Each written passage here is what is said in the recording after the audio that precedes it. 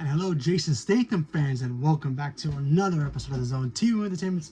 With me, your host Jonathan, once again bringing you my thoughts and movie review for the brand new Jason Statham film, Shelter, starring Jason Statham. Now, Jason Statham, his career is awesome. Okay, the man pretty much does the same movie, but somehow makes it entertaining. How? I have no idea. I don't know if you guys remember, I did some videos where I complained about Liam Neeson playing the same character, and it feels kind of dried up and pointless. Because every time Liam Neeson plays the same Taken character in different movies, while he's on a plane, a train, the snow, whatever, it feels boring. With Jason Statham, totally opposite. Every time he plays the same character, not counting Fast and Furious, it's always still entertaining. Why? I have no idea. Whether he's punching sharks, military personnel, it doesn't matter, okay?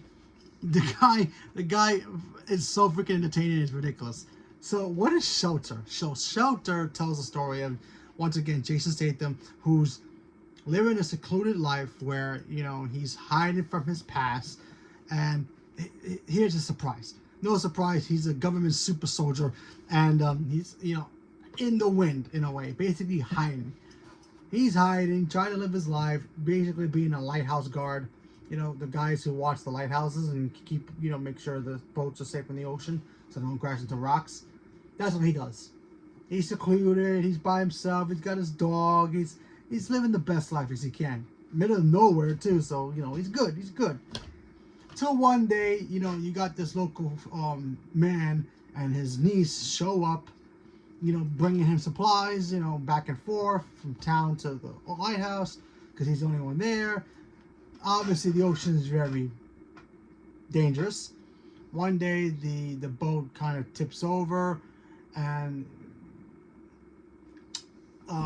the uncle dies, and then, of course, the girl gets stranded, and she almost dies herself until Statham kind of decides to save her and, tries to get her some medical attention.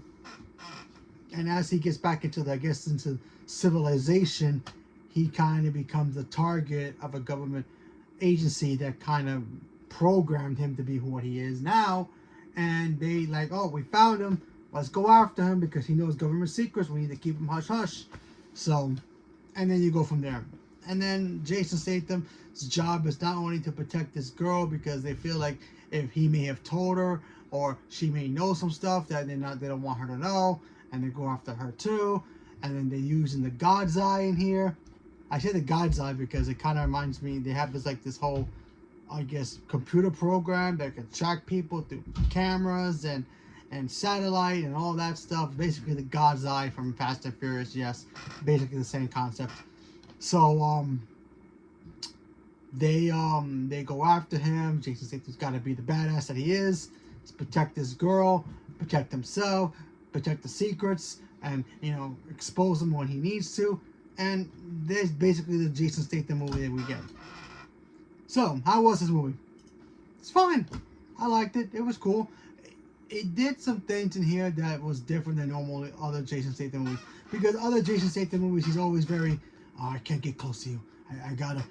If I get close to you, people get hurt.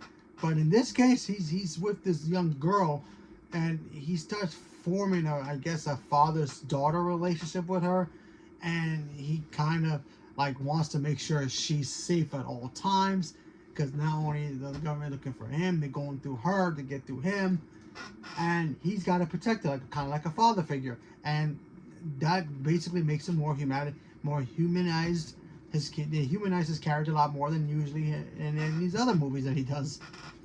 Because in every other movie that Statham does is pretty much the same thing. He's some kind of military weapon. He can combat every other military force, and he beats them all up. And then, but him actually protecting somebody else instead of himself makes him even more vulnerable, but also makes him more dangerous.